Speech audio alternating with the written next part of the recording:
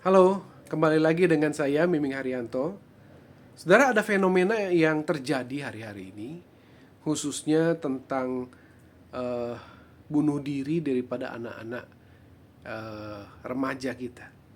Ya, baru saja terjadi kasus bunuh diri seorang pemuda, kalau nggak salah usia 25 tahun, gantung diri di daerah Cimahi, Cimindi.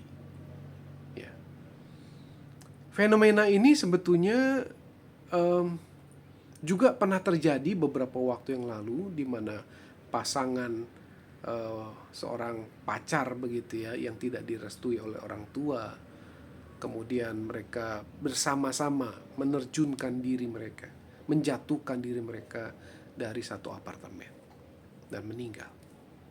Apa sih yang terjadi, saudara? Saudara, apakah hati kita tergerak melihat kenyataan ini? Nah, saudara, ini adalah fenomena yang sebetulnya merupakan tip, satu ujung daripada satu perkara yang besar sebetulnya yang terjadi. Dan ini tentunya pasti berhubungan dengan keluarga. Berhubungan dengan bagaimana kita mengasuh anak-anak kita. Bagaimana kita berkomunikasi dengan mereka. Bagaimana kita saling memberikan masukan satu dengan yang lain kepada anak-anak kita.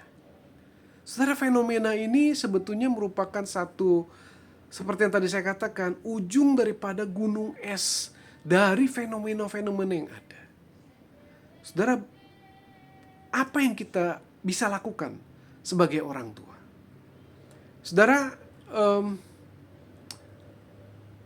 pertanyaan yang sama sebetulnya ditanyakan oleh seorang klien saya beberapa waktu yang lalu. Dia katakan, apa yang saya bisa bantu buat anak saya yang masih muda, baru masuk ke dalam masa pra-remaja begitu ya, tapi mengalami tantrum.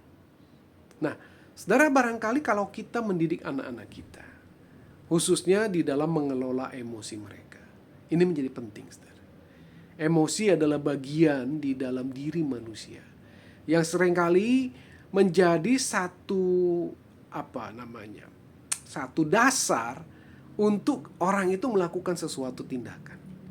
Saudara, contoh misalkan kita melakukan sesuatu seringkali based on emotion. Ya, misalkan rasa suka, rasa barangkali itu marah, lalu kita melakukan tindakan-tindakan. Nah, sehingga sebetulnya orang tua perlu belajar untuk apa? Untuk mencoba mengkomunikasikan perasaan-perasaan dan emosinya mereka sendiri. Ya, bagaimana kalau ketika kita marah barangkali sebagai orang tua? Saya tahu ini nggak mudah. Kenapa? Karena saat-saat ini memang khususnya di kota-kota besar seperti Jakarta, di mana orang itu mama dan papa bekerja, sementara di traffic yang luar biasa, stres di dalam pekerjaan, bahkan kadang-kadang itu menumpuk menjadi satu. Belum lagi masalah cicilan, belum lagi masalah juga pendidikan anak, belum lagi biaya-biaya yang lain, dan yang lain-lain itu memberikan tekanan yang begitu besar. Sehingga tidak jarang sebetulnya kita mengalami masalah di dalam kesehatan mental kita sendiri.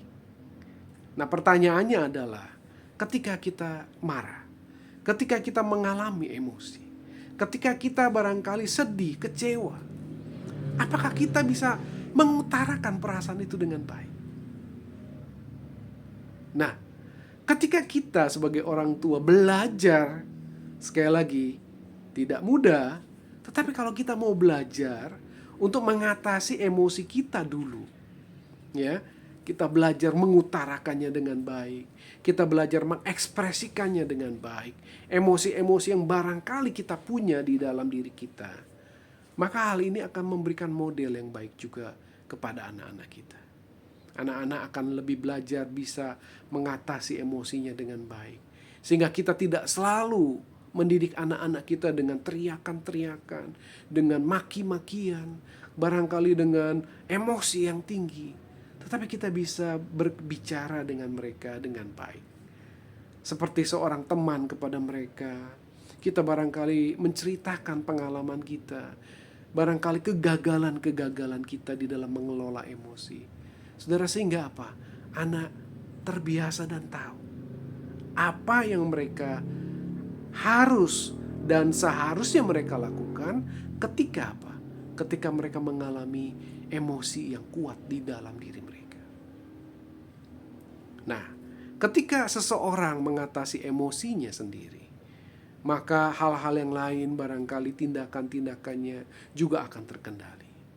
Saudara, fenomena bunuh diri seringkali bersumber daripada depresi yang barangkali terus-menerus mereka alami.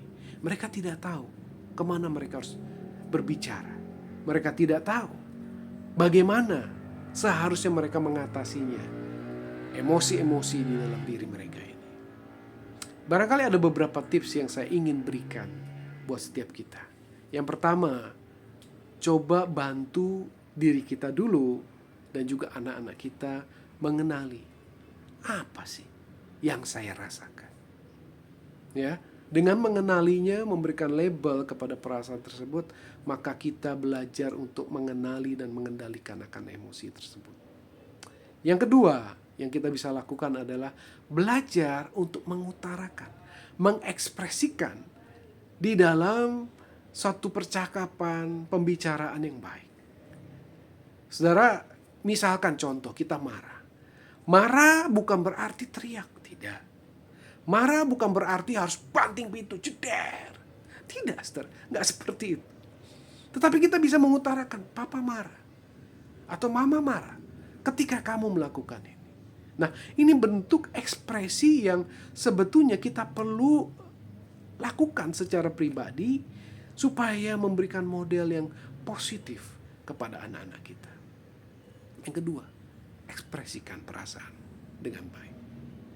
Nah, ketika emosi kita ups and down barangkali terus menerus dan kita barangkali tidak bisa menghandle emosi yang begitu rupa, saudara, engkau membutuhkan seorang konselor. Hubungi kami, ya, untuk kita bisa berbincang-bincang, berbicara.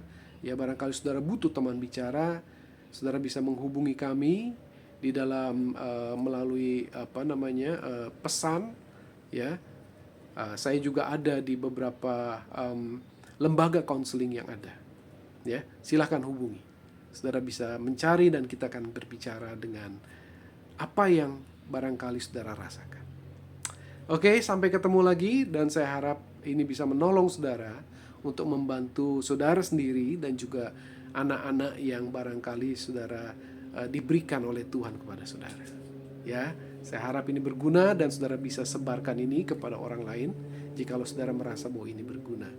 Dan jangan lupa untuk follow karena kita akan membahas beberapa topik-topik yang berguna untuk kehidupan pribadi kita, untuk keluarga kita, dan juga bahkan di dalam bisnis barangkali nanti kita akan berbicara tentang hal itu. Oke, sampai ketemu lagi. Salam.